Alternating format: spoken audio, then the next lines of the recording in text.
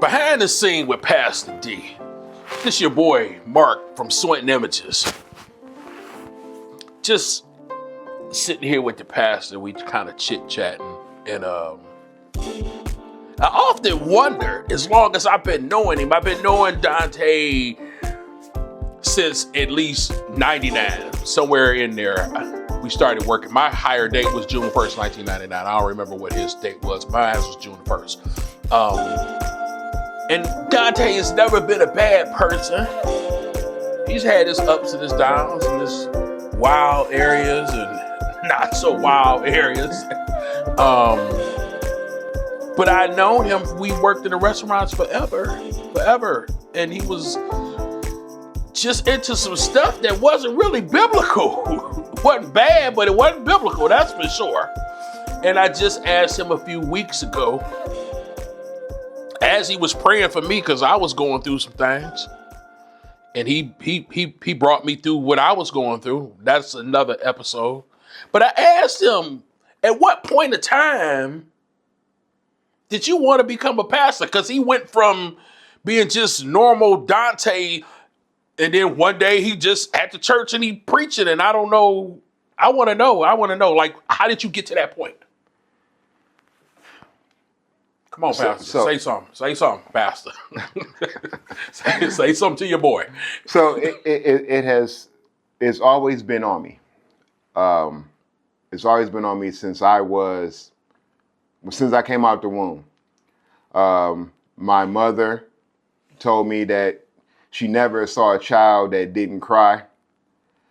She said I didn't take a pacifier, I didn't do anything. She said, and I knew that something was special about you. And from the age of 4, when I became self-aware, I've always felt like I've been here a long time.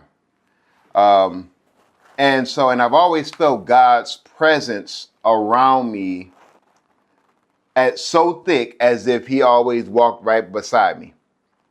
So what I didn't want for a long time, I didn't want to be a preacher. Most preachers don't want to be preachers. Most people that are called are the big rappers because they're called and God has given them the anointing, and they use that anointing. It's the same anointing. You can use it to do whatever you need to do. But as what I'm saying is, so if they're rapping and they're a great rapper, most times they've been called by God to do a greater work. That's why you see most American Idols and The Voice and all these people, they always revert back to, they may do 1 or 2 or 3 R&B records, and then they revert right back to gospel.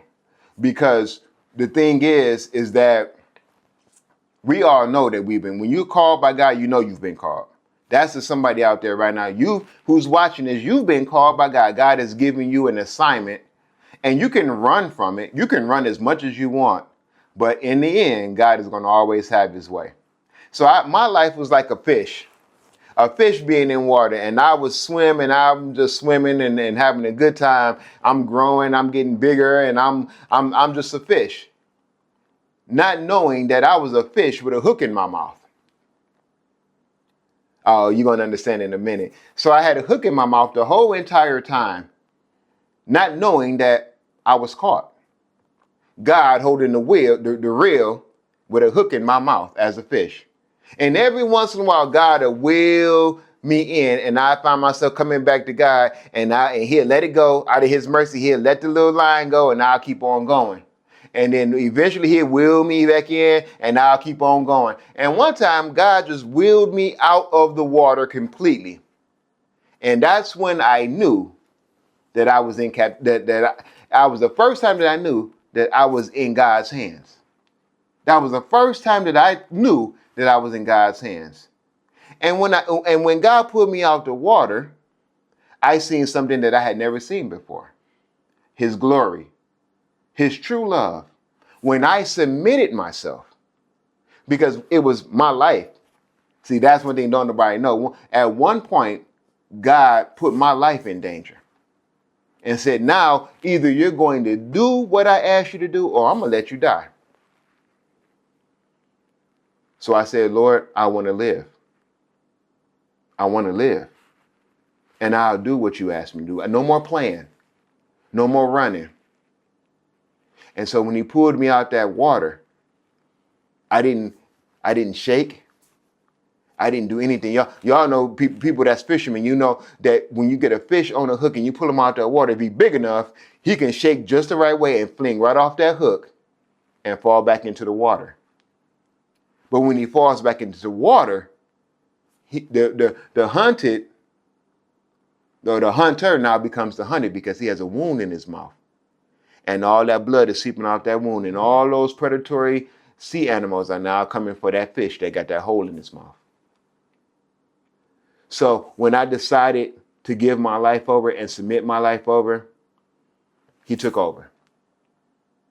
He took over.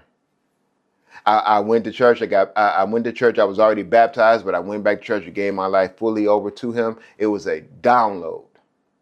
A download that happened. Spiritual maturity hit me instantly. And I was no longer the child. The child that Mark knows from Swing Images. I was no longer that child. I was now a grown man on a path. Do I want to do this? I love it. It's the greatest aspect of my life. Is there other things that I would love to do? Absolutely. But I find joy, peace, love. I find true peace and happiness when I'm able to deliver the word. It's like something within me, like Jeremiah said, it's like fire shooting in my bones. When I'm not able to give the word, it makes me feel sick. With all this stuff going on about the pastors nowadays, guess what? There are some real ones out here. I'm a real one. Because I'm going to give you the truth. I'm going to tell you about the struggles.